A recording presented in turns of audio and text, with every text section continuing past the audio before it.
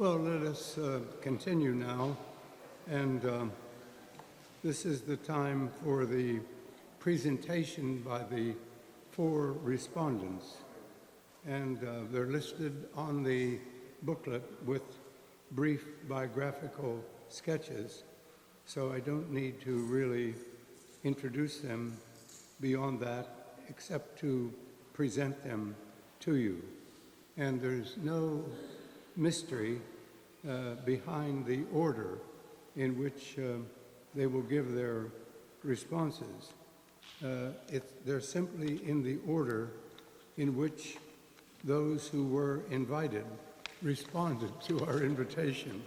So I was trying to figure out how to wait. Did I do it biographically, or would I do it in terms of name, last name, or would I do it in terms of hierarchical presence and place? So I thought the easiest way is just to do it in the order in which they responded. So they have. And first was Father Burns, please.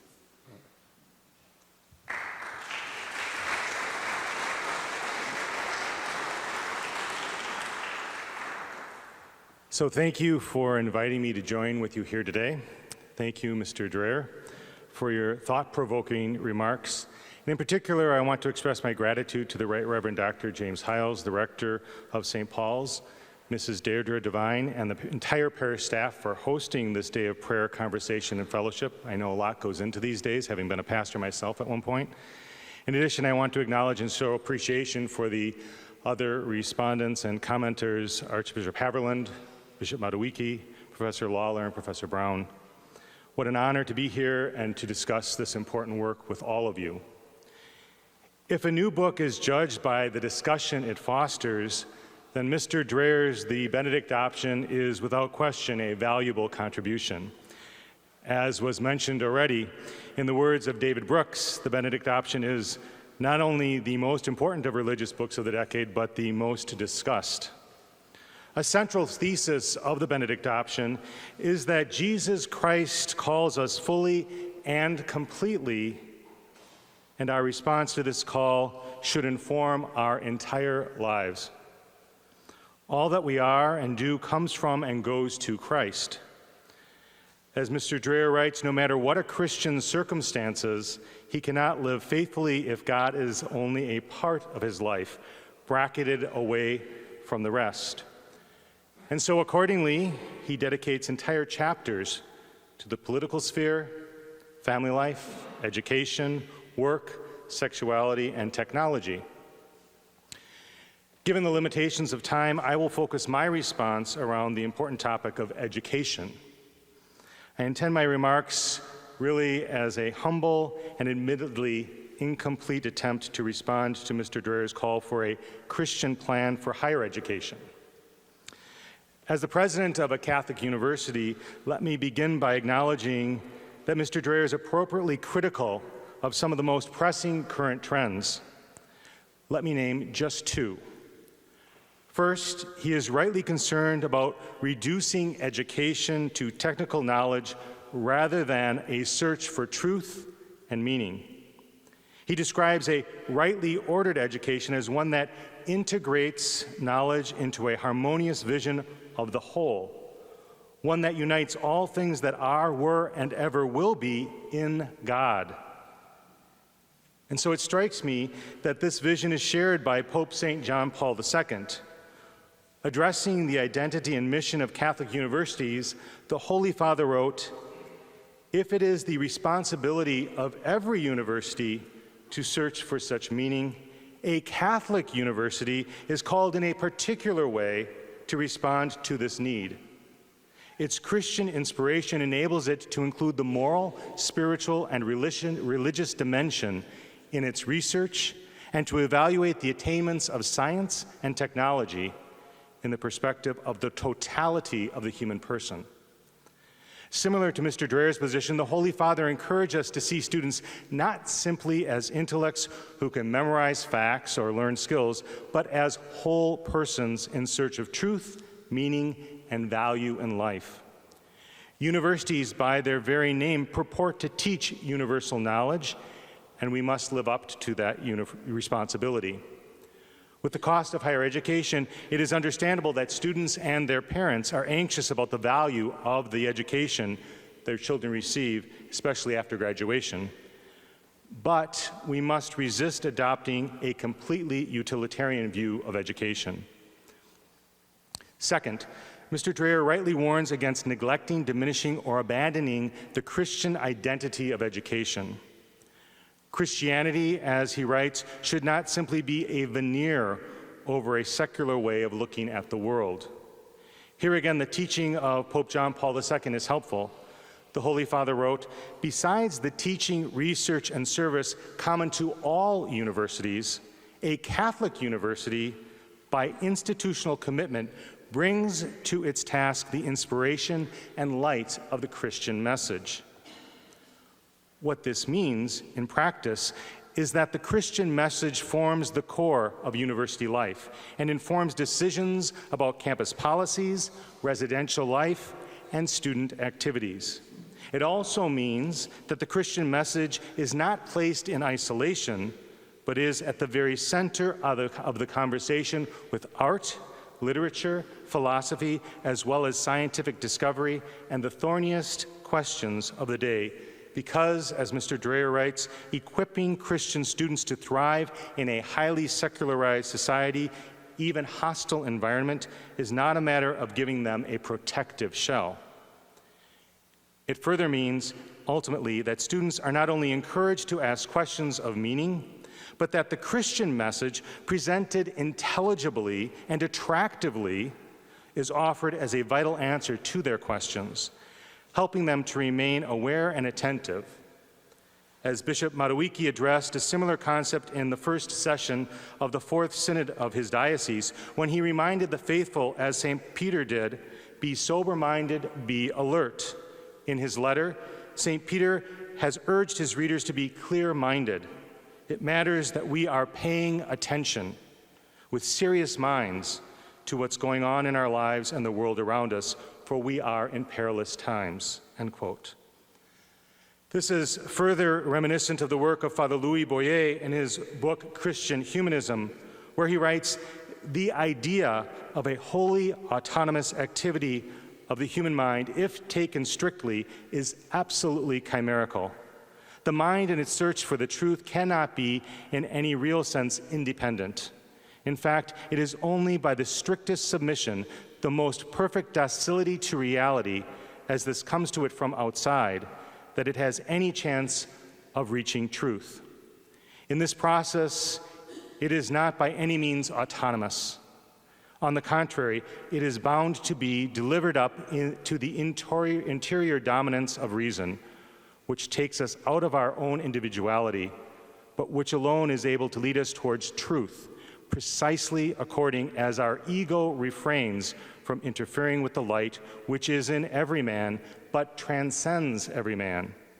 It is this truth, directed ultimately at the wellspring, that is the Godhead, found by the exercise of the intellect, that universities should be aimed, the explication of truth and good."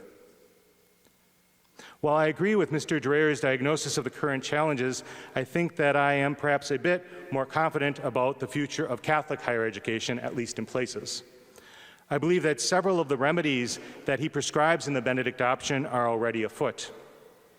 Let me say something more about both points and highlight especially those universities aware of the reality, as Monsignor James Shea from the University of Mary pointed out in a recent address to the Equestrian Order of the Holy Sepulchre, that we are in an apostolic age and not Christendom, thus suggesting we now have more in common with the early Church of Apostles and Martyrs and its promise and peril than we do the Church of the entire Middle Ages and beyond. Mr. Dreher suggests that it might be necessary to reinvent the university and build a new Christian education system.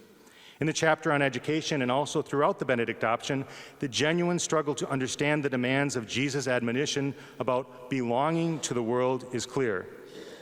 In fact, on this point, Dom Christopher Jameson of the Order of St. Benedict, Abbot Primate of the English Benedictine congregation, offered his analysis of the book, wherein he writes, a monastery is not of the world, but is in the world.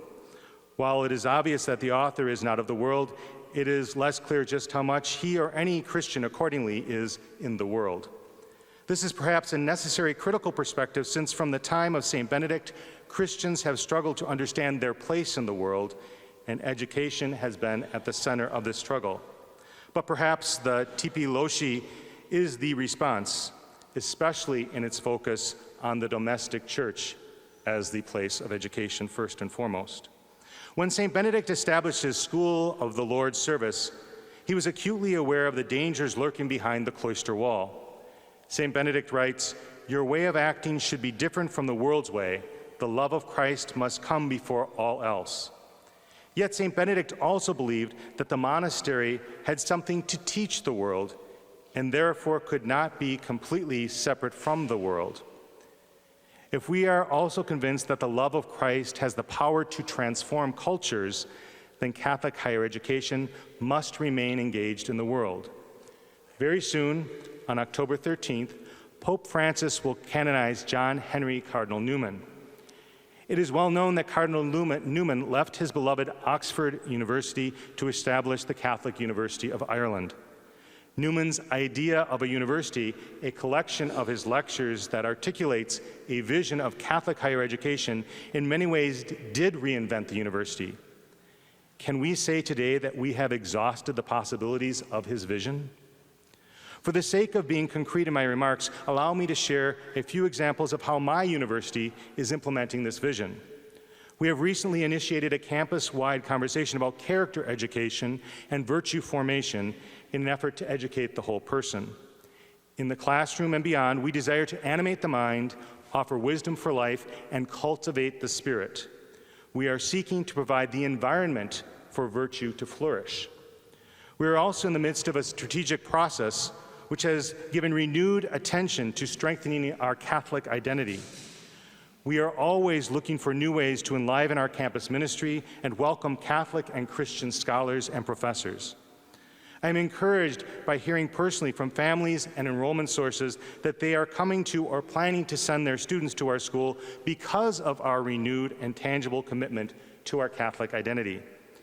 In concert with this strategic plan comes a series we are planning of conversations with faculty about Christian faith and the Christian life, and especially the life of the mind, as well as hiring university-wide position for character education, ethics, and virtue formation.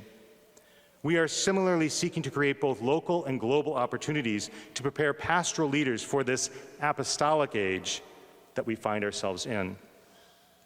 We are honing in our educational enterprise a vision consistent with the message that Professor James Arthur articulated for his Jubilee Center at the University of Birmingham in the UK. He states that belonging to and actively participating in a school community is a deeply formative experience that helps students develop, amongst other things, their character. In a broad sense, character education permeates all subjects, wider school activities, and a general school ethos. It cultivates the virtues of character associated with common morality and develops students' understanding of what is excellent in diverse spheres of human endeavor. Schools should and do aid students in learning to know the good, love the good, and do the good. Schools should enable students to become good persons and good citizens, able to lead good lives, as well as become successful persons. Schooling is concerned centrally with the formation of character and benefits from an intentional and planned approach to character development. We want to and will do the same, but within the Christian context. In closing, I want to call attention to the value of the Benedictine practice of stability, which Mr. Dreher describes so well, as we consider a Christian plan for higher education. Stability calls us to reinvent the university not by abandoning all our previous efforts, but by rededicating ourselves more faithfully each day to a great vision of Catholic higher education that we have received from such people as Cardinal Newman and Pope John Paul II. It is a task that will require our best and most directed efforts. But if we will help our students live as authentic Christians, as Mr. Dreher concludes, Education is the most important means for accomplishing this. Thank you, and God bless you.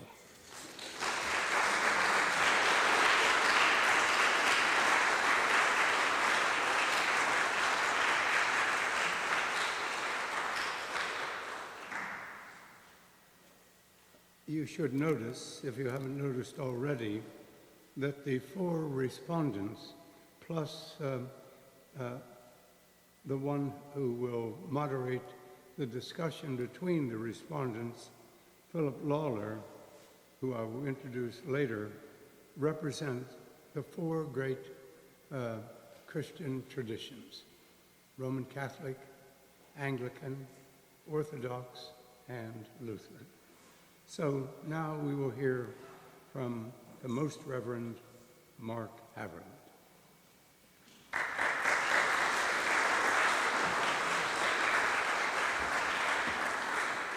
Well, having been told I now represent Anglicanism, I'm very nervous. A great tradition, and I'm also reading from a computer. You know, have any of you ever seen the movie Babe? The basic storyline is a pig doesn't get turned into pork chops. And I heard the movie critic Michael Horowitz some years ago say he saw Babe and was never so proud to be a Jew in his life. And I can say that after reading the Benedict Option, I've never been as proud as I am now that I've never owned a cell phone. But I do have a computer, and I am going to be using it. I had a parishioner years ago named Marion Montgomery who taught English at the University of Georgia, and he wrote a trilogy of critical books which were titled Why Hawthorne Was Melancholy, Why Poe Drank Liquor, and Why Flannery O'Connor Stayed Home.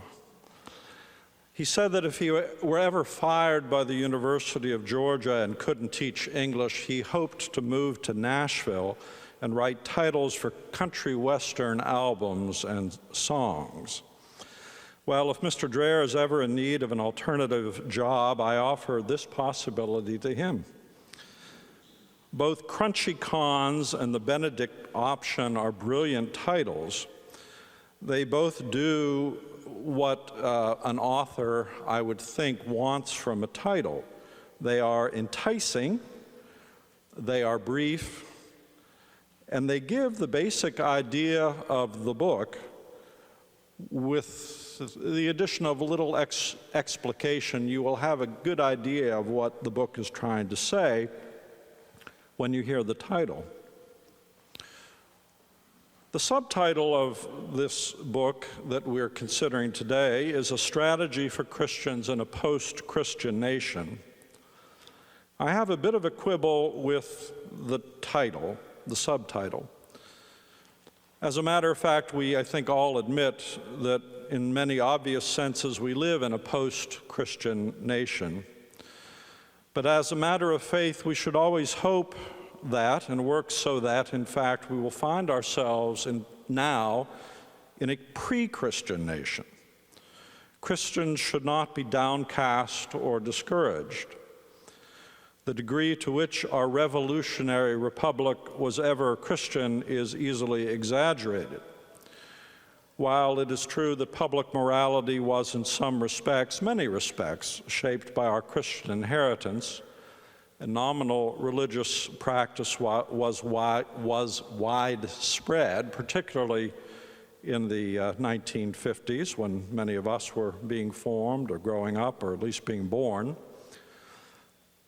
Americans who said, "In God we trust," really meant in God rightly understood we trust. Whatever one thinks about that observation, I do think it matters that we keep in mind our goal, which is not simply to endure, but also to convert, as I think the book says. Just as many things in recent years seem to have fallen apart remarkably fast, so also things can be reversed remarkably fast. On this score, I recall some years ago an English TV series in which a man whose name I do not remember went about the world observing and interviewing various religious leaders and presenting, a 1 or 2 hour television program on the religion in question. What I recall most vividly about that series was the presenter's comment after his time with the Romanian Orthodox bishop. He said of all the dozens and even hundreds of people he had observed in the course of doing the show over maybe a year period, that bishop was the only person who ever treated him not as an interviewer or as an important visitor from the United Kingdom, but as a poor soul who needed to be converted. That, of course, is how we should treat poor people who now often give us heartburn and grief, not with condescension, much less anger or resentment, but with compassion and sympathy, with humility, as we recognize that our own sins in so many ways need to be dealt with so that we may be more effective in converting them, chiefly by example. We have much going for us. There is a natural longing to know and be known, to love and be loved. And really, we have the only answer to those desires. Human longing is infinite, and therefore can only be satisfied with an infinite object, which is to say, with God. The atheist poet Philip Larkin, at the end of a famous poem, Church Going, he goes into a church and then he wonders why he did. And he says, well, he finds that he often does go into churches, perhaps seeking to satisfy, and this is the final 4 lines, a hunger in himself to be more serious, and gravitating with it to this ground which he once heard was proper to grow wise in, if only that so many dead lie round. Well, he is an atheist, but there is this longing, this hunger, which we have the answer for, and therefore we should not be downcast. One other observation I think people are often looking for from this book, the silver bullet, the set of answers that will solve the problem. Of course, there is no silver bullet. If there were a simple answer, we would have found it and would be applying it. I find the analysis, the diagnosis good and very solid and helpful. Many of the examples are encouraging and helpful. And the book doesn't answer everything, but gives us hints, and that's useful. Those are my comments. I do have a couple questions which maybe we'll take up in the panel. There's a book some of you may know by a fellow named Philip Jenkins called The Next Christendom, in which Jenkins talks about a broad shift in the center of gravity in the Christian world from what he calls the old centers, Rome, Geneva, Canterbury, Moscow, towards the global south, places such as Lagos, Manila, Sao Paulo. This shift is changing Christianity, which is becoming more experiential and more outwardly expressive. One thing I think we're looking forward to from Bishop Emanuel is some comments on how the global south is responding to the secularization that is certainly occurring where we are. Second question, more for Mr. Dreher himself, suggested to me by a less well-known book by a fellow named Digby Anderson, a book called This Will Hurt. Anderson notes that people who regret many of the consequences of the secularization underway probably underestimate the pain of the alternative.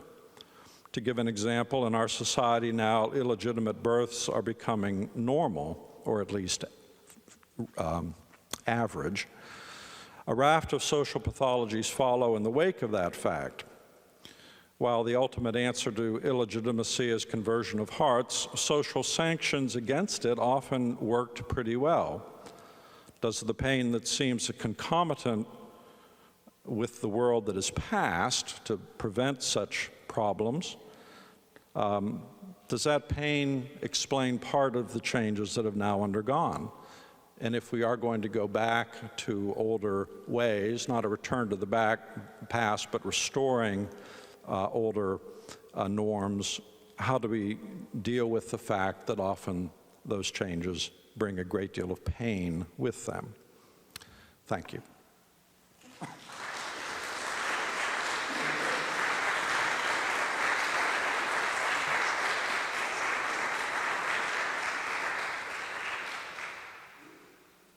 Next is Dr. Christopher Boyd Brown, and I came to know him through renewing a connection I had some years back with the First Lutheran Church in Boston. When I was at Trinity in Boston, I would often meet the pastor, Paul Brower, longtime pastor of the First Lutheran Church, and we would walk around Boston Common and then have lunch and talk about theology.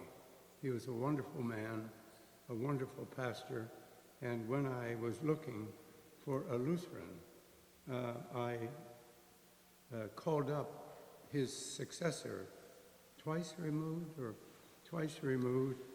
and introduced myself and told him what I was looking for. Oh, he said, I have just the guy for you. He's in my congregation every Sunday. Well, he's here today, Dr. Boyd Brown.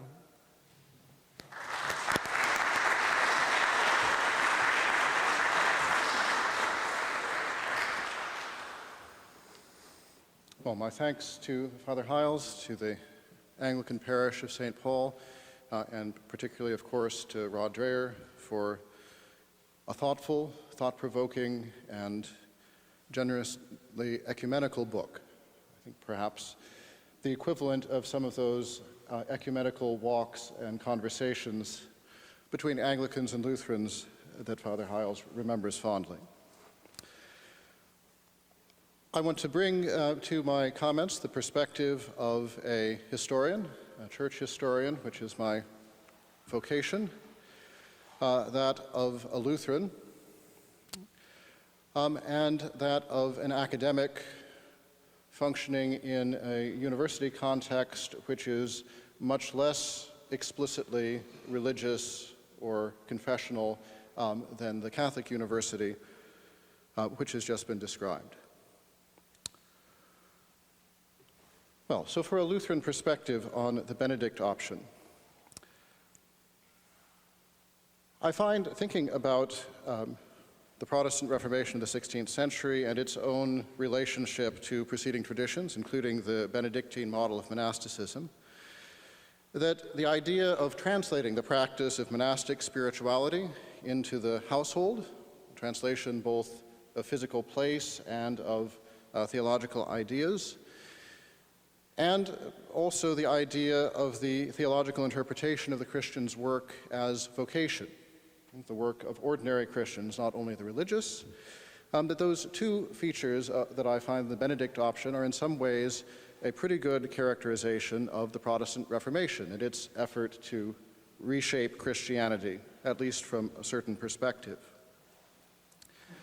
Luther thought about the social structures that God had established in the world among human beings using an adaptation of a very traditional model. He talked about three estates: the domestic estate, or status economicus, the political estate, status politicus, and the ecclesiastical estate, or status ecclesiasticus.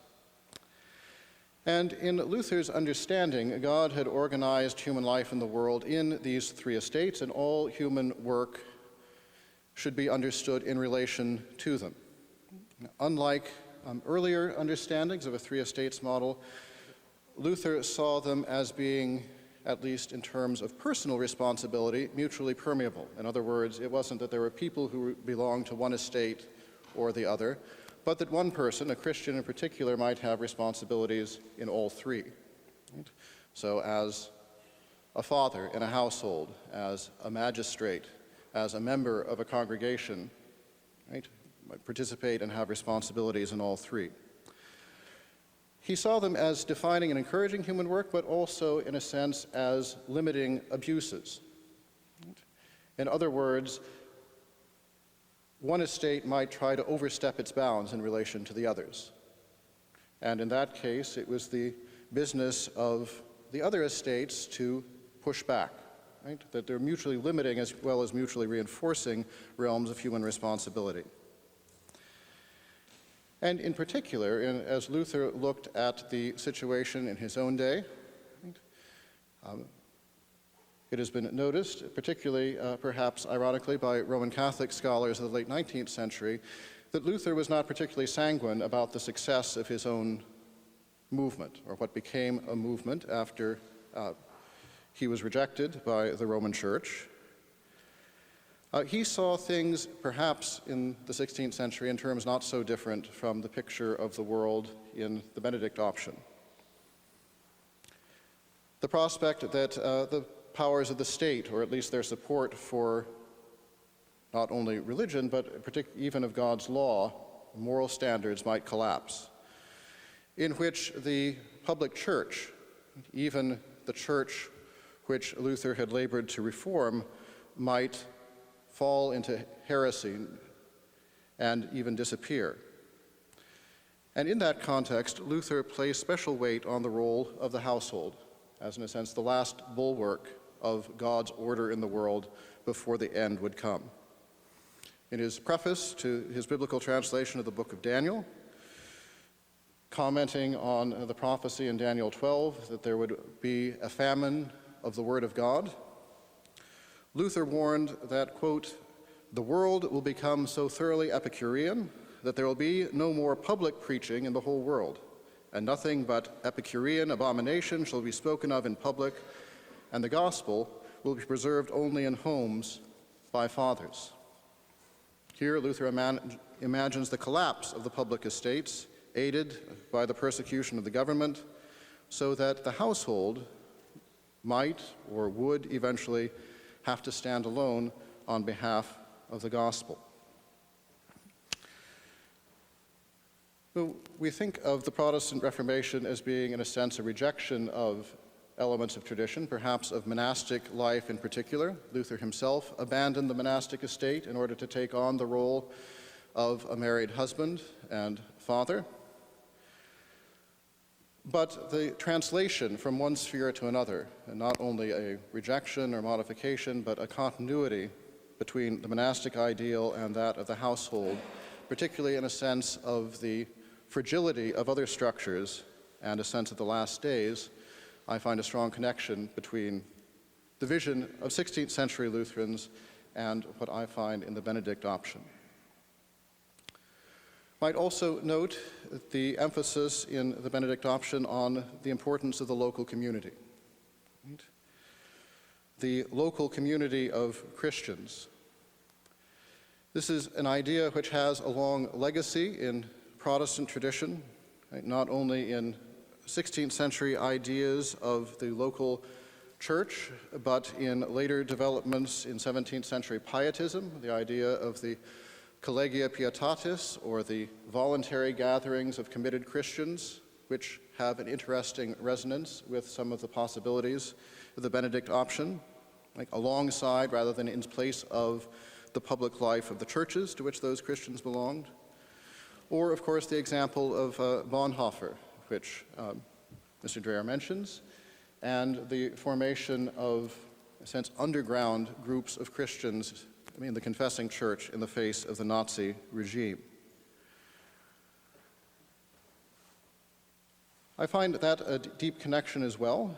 It also raises for me some questions, which perhaps we could address. And in particular, what is the role of larger associations of Christians, of denominations, or of church bodies in relation to these local groups? I think this goes in a number of different ways. One is that practically many Christians, the sort now reading the Benedict Option, may have spent good chunks of the 20th century deeply engaged in denominational battles, or the effort to preserve orthodoxy, faithful practice in Christian denominations. Is that something which is being, in a sense, superannuated? Has that battle been lost? Or what is the role of larger churches in relation to the Benedict Option? Historically, I suppose, I reflect that the success of Benedict's own model was linked to its own embrace by larger structures, first by Pope Gregory the Great and his endorsement of the Benedictine model, and then ultimately by the political authority of Charlemagne and his son Louis, who really made the Benedictine model the standard for all of Western Europe for the Middle Ages. I want also to appreciate the Benedict Option's political vision. I see it as a sober, perhaps even a chastened political vision, especially coming out of some of the debates that Christians have had in the late 20th century about Christian engagement with politics. One which charts, I think, a very thoughtful middle road by insisting neither on withdrawal, kind of Hauerwas, Anabaptist model of Christian engagement, but also not on a Christian triumphalism, which has had certainly deeply influential Protestant and Catholic forms, which seeks ultimately to reshape the political polity. A Lutheran, of course, will see here at least an echo of the wisdom of Luther's theology of the two kingdoms. And I wonder if one might express that insight turning around one of Mr. Dreher's maxims, that perhaps part of the role of Christians in this political engagement is to remind the state just to be the state. Right? To remind the church just to be the church, but to remind the state just to be the state. Or, as Mr. Dreher said this morning, quoting, to remind the state that it can grant space but not meaning. That its role, that those boundaries need to be maintained on both sides. I do want to take issue somewhat vociferously with what may seem to be a side point, but I think has some broader implications. And that is what I would see as an inaccurate, but also, I think, unnecessary large-scale framing of the problem in terms of a medieval philosophical debate between nominalism and realism.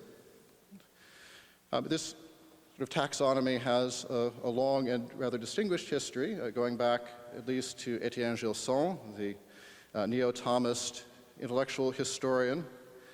Pope Benedict referred to it in his famous address at the University of Regensburg, in which he drew connections between medieval theologians like Scotus and Occam, the Protestant reformers, and ultimately Islamic theology in a shared, as Pope Benedict put it, a shared vision of God as being beyond the rational. You no doubt recall the wide-scale rioting that took place among Franciscans and Lutherans in the wake of the Regensburg Address. That didn't happen. But I think framing the question, or the fundamental problem of modernity or of Christianity in modernity in this way, raises substantial questions. Even within the Benedict Option, there are, I would say, at least two different, slightly different, significantly different ways of expressing what's at stake. So, for example, on page 27, nominalism is defined as the belief that the meaning of all things derives from God's sovereign will, which I would find to be not inaccurate as a description. But later, and I would say predominantly, the definition is on page 45, that the meaning of objects and actions in the material world depends entirely on what man assigns it. I think there's a key difference there, and what's at stake in part is the ecumenism of the project, because Lutheranism and other Protestant traditions are derived in some fundamental ways from Luther's engagement with nominalist schools of theology in late medieval Christianity.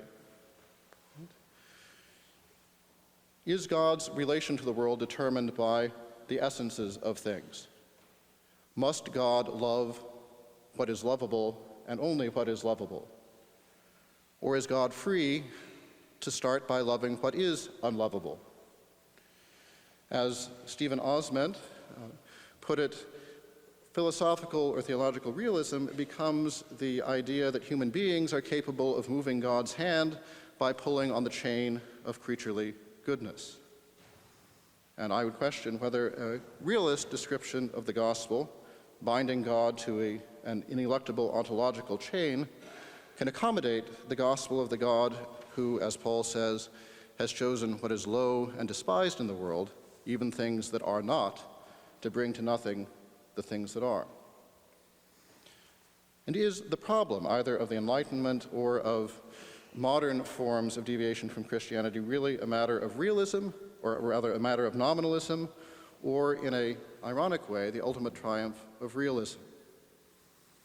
Is not the Enlightenment, in a moral sense, the result of, or the confidence that human ethics can be projected onto God, and that the God of the Bible can therefore be found wanting, because human beings can know what is good and see that the God of the Bible doesn't seem to act in that way? If realist philosophy is a necessary presupposition for Christianity, then is what we need a Plotinus option rather than a Benedict option, a return to a restored realist metaphysics as the prerequisite for the renewal of Christianity? Do we need to teach modern people a new metaphysics, a correct ontology, or is what at stake proclaiming the gospel of God's good will? I would say historically, and this is why I think in part this philosophical entanglement is unnecessary, that the great historical strength of the Benedictine model is that it does not wed itself to a particular philosophical interpretation of Christianity. Other models of Christian asceticism, John Cassian's model, for example, which put theoria, or contemplation, at the center of ascetic life, are much more determinate in that way. But the Benedictine model seeks to give a pattern for conformity to the will of God. Benedict's stages of humility are a matter of conformity of will, and does so through practical immersion in a text, that is, the Psalter. And indeed, coming back to the Reformation, it was Luther's own experience as an Augustinian hermit engaged in the Benedictine model of daily prayer, who found in the Psalter the voice of the psalmist who was entirely dependent on God's word and promises. And I find that theme in the Benedict option practically in its emphasis on Scripture, on its understanding of the liturgy as, quote, primarily, though not exclusively, about what God has to say to us, as this verbal relationship between God created through the proclamation in the liturgy. Finally, I want to turn to the questions of culture and the role of Christians in relation to schools. And here I want to think primarily about Christian engagement with schools which do not necessarily identify themselves as being Christian, or with culture that does not identify itself as being Christian. One of the interesting features of Christianity from patristic times down through the Reformation is Christian insistence that this kind of engagement is not only possible but desirable. It was, for the most part, not Christians who sought to flee schools, at least until the days of Benedict, perhaps, but the pagan emperors, like Julian the Apostate, who sought to get rid of Christian teachers who were happily teaching Homer and Virgil and Plato and Aristotle in the schools. Right? So the idea that Christians can make good use of materials of culture which is not explicitly Christian is a key part of inheritance. And in some ways it is ironic that Benedict's movement, which originates in his fleeing from the schools of Rome, became, within a few centuries, a main conservator of the Western cultural tradition, not only of Christian texts, but of classical and pagan ones. I would say that in many ways, this option is still open to Christians. That is to say, there is always, and perhaps increasingly, the threat of a new Emperor Julian who will seek to remove Christian teachers from teaching non-Christian subjects. But I give the example of the core program in the undergraduate department at Boston University, a program that I have been able to teach in for the last several years. It is not a Christian program. It doesn't think of itself as being a Christian school, but it is a great books program.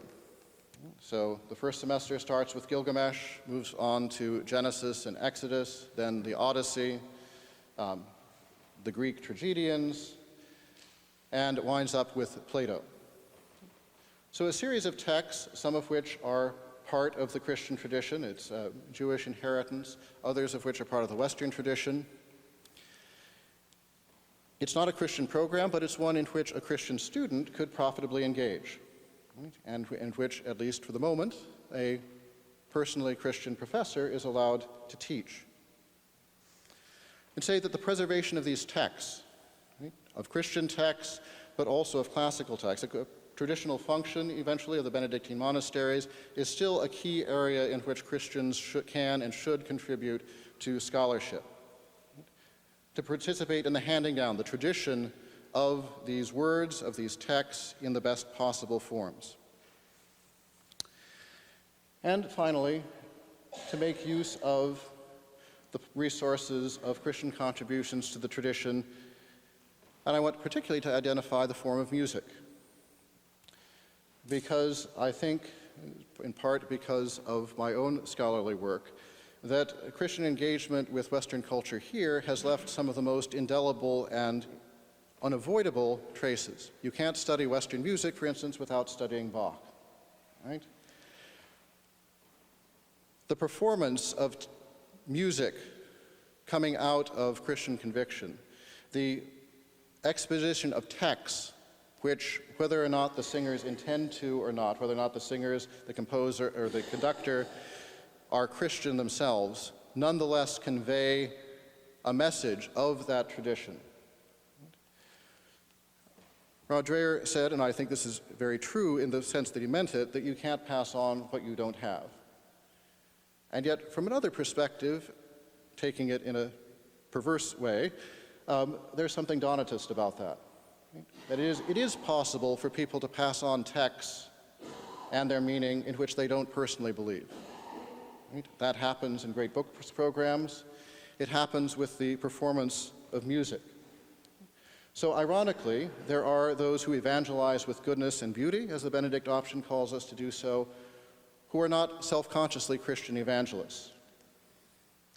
So amid some of the negative perception of the fate of Christians in the contemporary world, I think perhaps it's appropriate to end with that more positive note, literally as well as figuratively, that there does continue a song which goes on and which continues this tradition in churches, in homes, but also still in a very significant way in public. Thank you.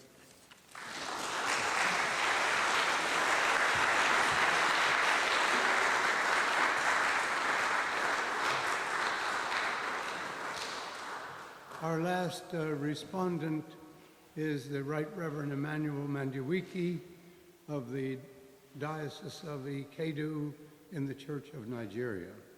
He visited us last year for the dedication of this new building, and in return, I went to Nigeria and visited his diocese and spoke twice at his synod. And I was greatly honored to do so, and I was treated in the kindest, even royal way that I barely deserved. But I'm very grateful to him and his wife, Anule, for that. And as we hear now from Bishop Mandiwiki, and several have been asking about what he and Nigeria thinks of all this, keep in mind, number one, that 1/4 of all Africans are Nigerians. 1/3 or more of all Anglicans are Nigerian. And our largest ethnic group here in St. Paul's is Nigerian.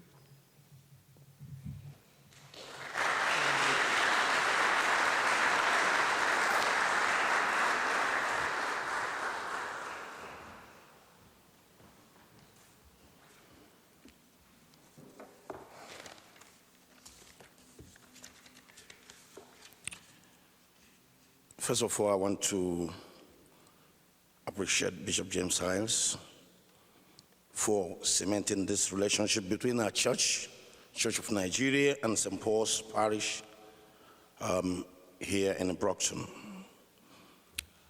I'll be speaking from African background, and I want to plead, coming all the way from Africa, I'll be a little bit longer than the ones that have spoken, putting the distance all together. Nigeria is about the largest growing church in Africa. We're also facing this challenge. The title of the book is Benedict Option, a strategy for Christian in a post-Christian nation. This book was published in March 2017 after President Donald Trump won his presidential election in America. It was therefore timely. The book Benedict Option was an extract from the life and teaching of St. Benedict, the 6th century father of Western monasticism, responded to the collapse of Roman civilization by founding a monastic order. The author states why he wrote Benedict Option: to wake up the church and to encourage it to act to strengthen itself while there is still time. If we want to survive, we have to return to these roots, to the roots of our faith, both in thought and in practice. We are grown to learn habits of the heart forgotten by believers in the West. We are going to have to be the church without compromise, no matter what it costs. As a matter of fact, at first, I heard of the Benedict Option. I never cared to read or consider it till Bishop Hiles gave me this invitation. I have read it over again to enable me make a little contribution to this discussion.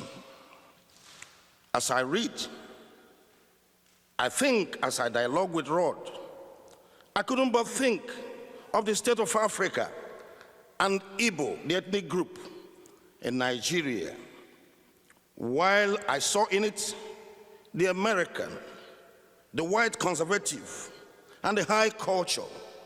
I couldn't but try to also discover African's Confucian and African Christian jumbled with Western influences. As I follow Rod's strategic withdrawal, plans and pattern of his arguments, I couldn't but think of its implication for me as a Christian expecting the coming of our Lord Jesus Christ. My family, in the face of the crisis that looms within my African environment. The church and her leadership in Nigeria and the society at large. I also brooded over practicalizing some of his strategies while comparing it with the African traditional communal life, which has been eroded by the inversion of Western thoughts, pattern engineered by the churches.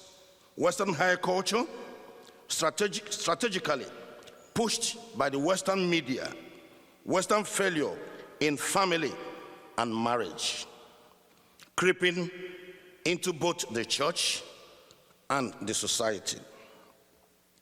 But I couldn't help asking this question. basic, interesting questions that came to my mind. One, are there still conservative Christians in America? Two, do we in Africa understand Christianity in America? Three, what has conservative Christians done differently in modern America?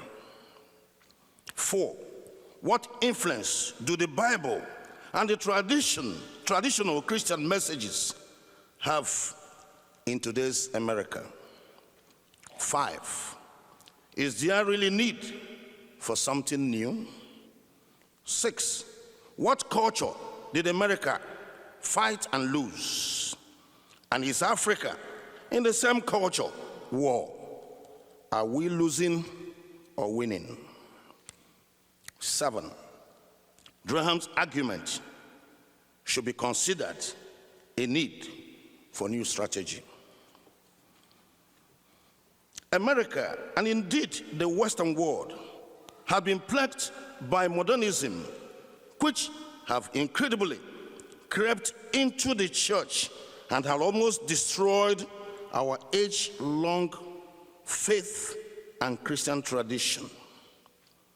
The approval of same-sex marriage by the court and the church in America is obnoxious to the heads of the church. The negative attitude of people towards the church and religious things is reprehensible. Where did this rain start beating the church?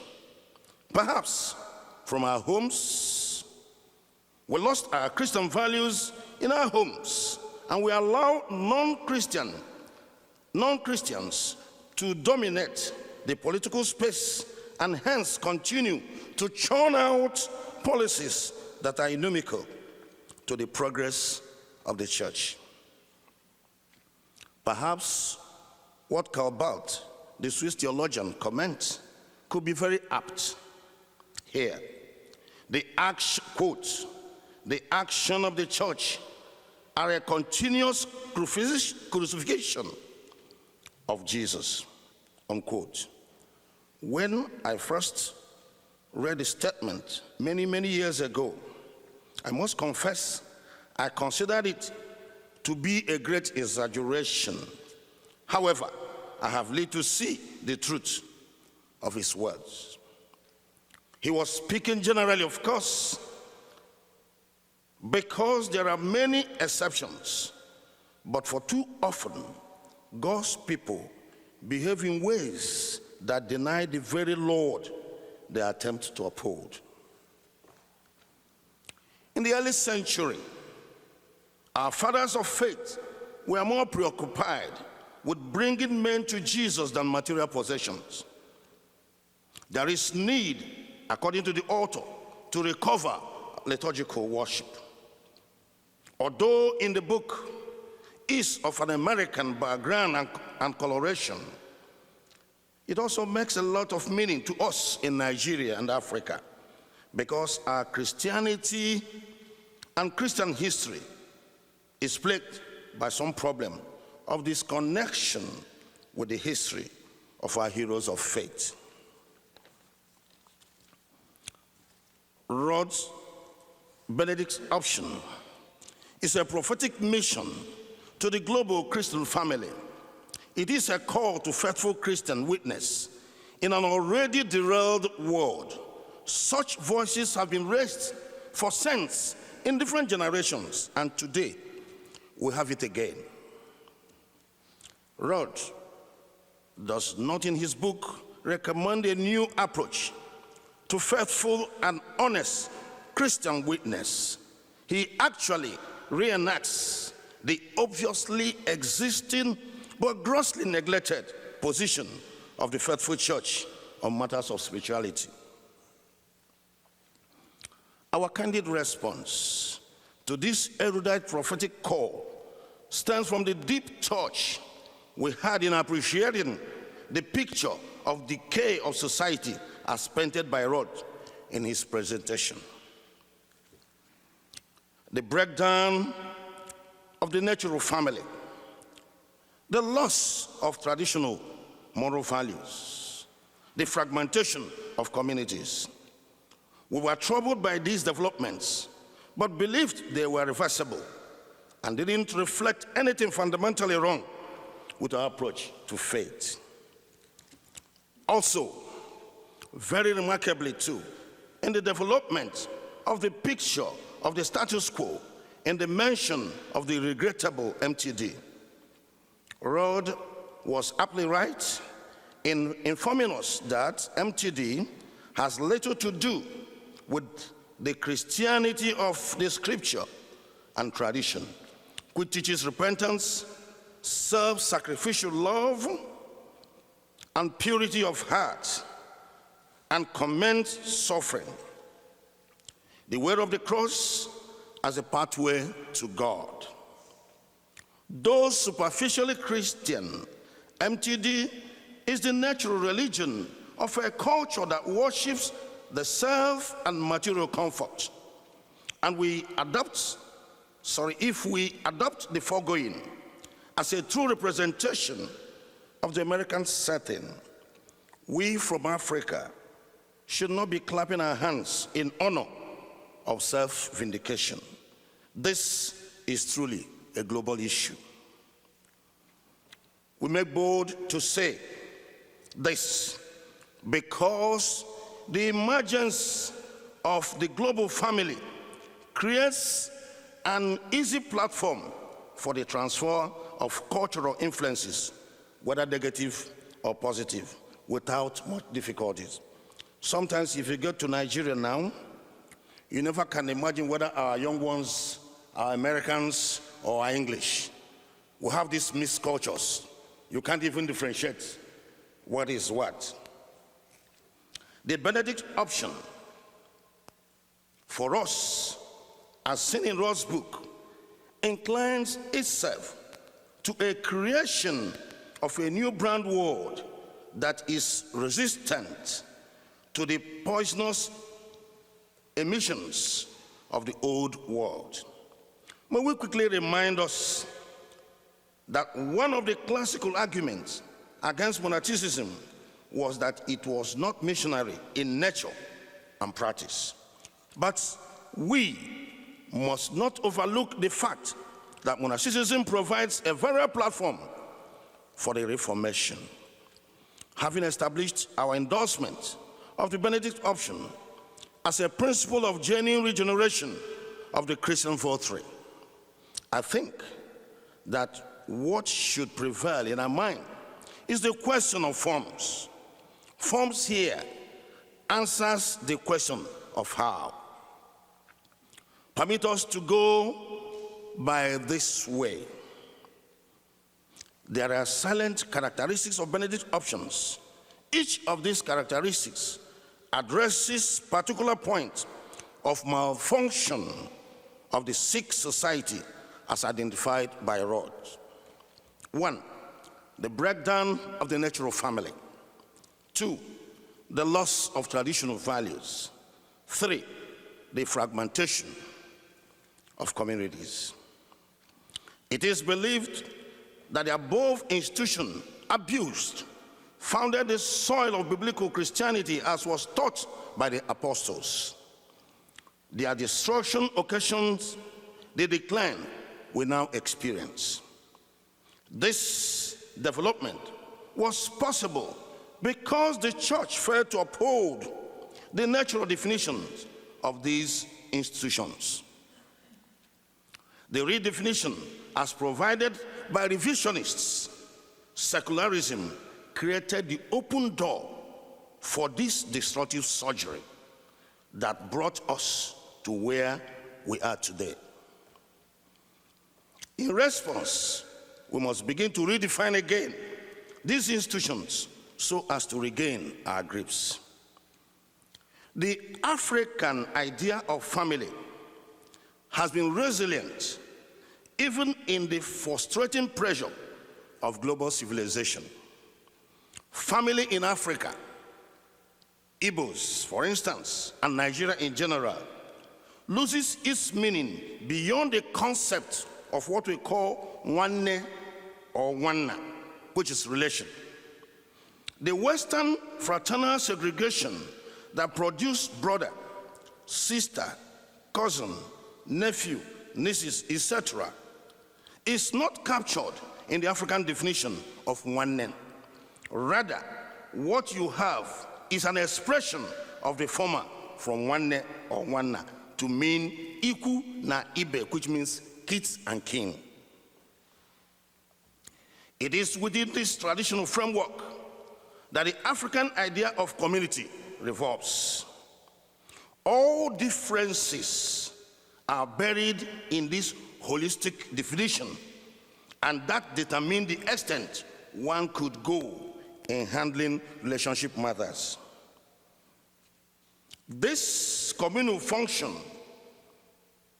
is an inbuilt security of the community. It secures all faith, acts, life, morality, and culture. A few weeks ago, I woke up in the morning and I was smiling and then talking to myself. And my wife asked me the reason for my smile. I told her that I put a call across to Bishop Hiles, and he told me that the whole family will be going to Switzerland, where they were born. I was quite happy. It showed us going back to the roots. That's African culture. Going back, remembering where you come from. Keeping the family together. Knowing the values of the family. This is something that is fast fading out with the Western families. What Rod was worried about, the breakdown of the natural family. Today, amidst the failure of Western democracy, community is the strong presence of African communal life.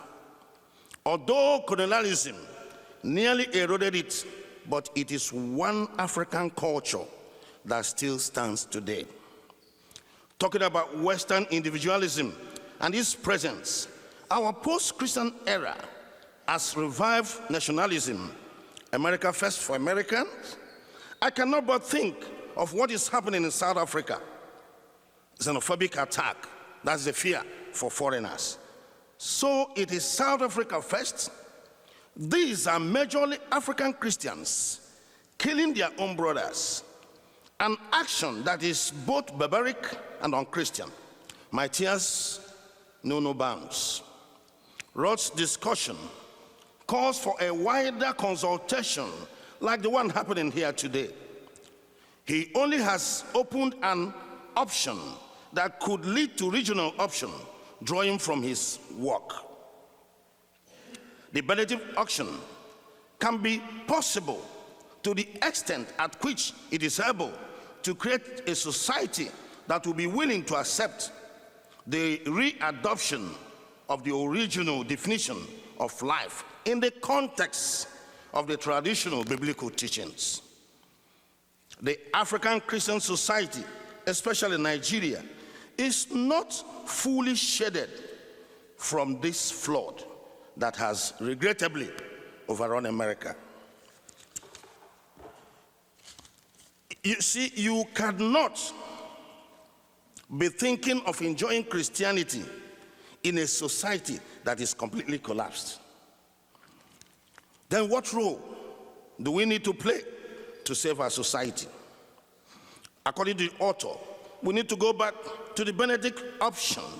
It is not a call for Christian militancy, but to go back to the old traditional spiritism of Christ, to build our families in a way that people will respect God. Then the question is, we ask ourselves down there in Nigeria is, how is our local setting going to handle it? To what extent is the church building Christian schools and using them to propagate Christianity or Christian uprightness as taught by Christ himself? I was rather amused when I went to Canada. All the core mission churches there built up schools where they are now training their students, their pupil. In Nigeria, when the government took over the schools, we saw that gradually religious knowledge was gradually removed from the curriculum of the school. And then the churches would build seminaries, junior convents, and then started a new teaching. Would have lost these students. But because of that, we were able to hold our students. After all, it was the mother of Moses that told Moses, Moses, my son, though you are enjoying in the house of Pharaoh, but remember that you are a Jew. And our so-called Christian schools have become money-making ventures and are not caring anymore about the moral values and Christian teaching. And we say Christians should get involved. That's what we do in Nigeria. Christians getting involved in in politics, so as to encourage them to influence positive laws that can strengthen morality and faithfulness in Nigeria. If you look at Nigeria, the appointment of the officials in Nigeria, from the president to the last person that is in power in Nigeria is a Muslim, a Fulani Muslim. So we're in trouble in that country.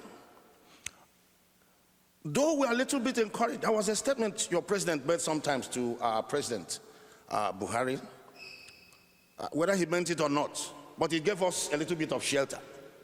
He told our president that Americans will not watch them slaughter innocent Christians in Nigeria. That put a little check to our government and then gave us a little bit of relaxation. And so we encourage our people, Christians, to get involved fully in politics, and then so that they can help to enact laws that can bring about, because the real things are going in our country. People are trying to lose faith in Christianity, especially in our society, where protection is not there. In some communities in Nigeria, people can't even preach the gospel. If you try that, you lose your life. So people are killed right, left, and center. And the system is not doing anything about it.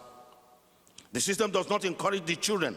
Rather, it may make them run away and join the way they like. So many Catholic priests has been killed in Nigeria every day, and the system is doing nothing about it. And do you think our children will see this and they will still remain in the faith? No, of course. They will not, and may run away to the secular sea and begin to do anything they like. And if everybody goes that way, it means that our society is finished. All over the world, Pentecostal Christianity is sprouting out, and in their preaching for prosperity, this happens in such a way that young followers no longer see suffering as an aspect of Christianity, more especially in Nigeria. Our Pentecostal brothers, they have just done it. They will only tell you that I see miracle coming your way. And so our young ones, what is right there in their brain now is how to do it, how to make it. The breakthrough preaching and philosophy. And then this will actually, it has often led them to entering into various crimes and then bringing a problem in Nigeria. In conclusion, we should, to conclude, or we would like to conclude, by rekindling our consciousness with what we term traditional Christian pedagogy. This is a revolutionary approach to the Benedict Option. We must rekindle the consciousness of traditional assimilation of the core value of our faith. This could be done by building Vera institutions and be ready to make adjustments. Thank you very much.